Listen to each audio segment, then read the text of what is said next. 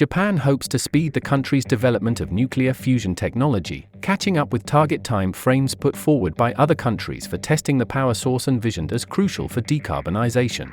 Nuclear fusion involves the same reactions that occur inside the Sun.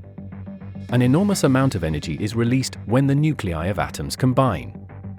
In theory, 1 gram of fuel harnessed from this process could yield energy equivalent to about 8 tons of oil without emitting carbon dioxide. Japan's current strategy calls for achieving fusion power generation around 2050, with no clarity yet on the timing for tests. The US and China aim to test power generation by the 2030s, while the UK eyes 2040. These targets have prompted Tokyo to accelerate its own plans. Tokyo looks to set the timing for crafting new legislation to support fusion development and for the start of tests in the country's basic policy for economic and fiscal management and reform, to be compiled in June. Making fusion power generation a reality could transform Japan's policies toward nuclear energy. Nuclear fusion reactions are considered safe because they halt unless fuel is continuously added, making runaway reactions and meltdowns unlikely. They also do not produce long-lived radioactive nuclear waste.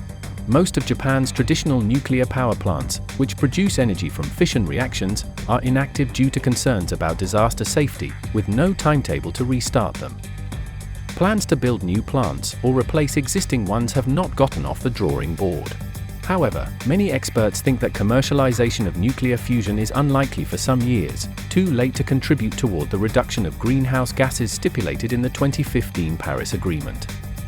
This international climate pact states that rises in global temperature should be limited to within 1.5 C of pre-industrial levels. Even if fusion reaches commercialization, costs likely will be higher than for renewable energy and traditional nuclear power.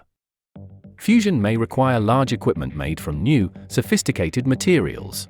The largest research project aimed at commercializing fusion technology is the International Thermonuclear Experimental Reactor, ITER, participated in by 35 countries and regions including Japan, the US, and the European Union.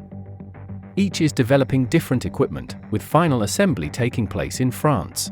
Due to problems with parts and other factors, the start of operations is expected to be delayed several years from the original goal of 2025.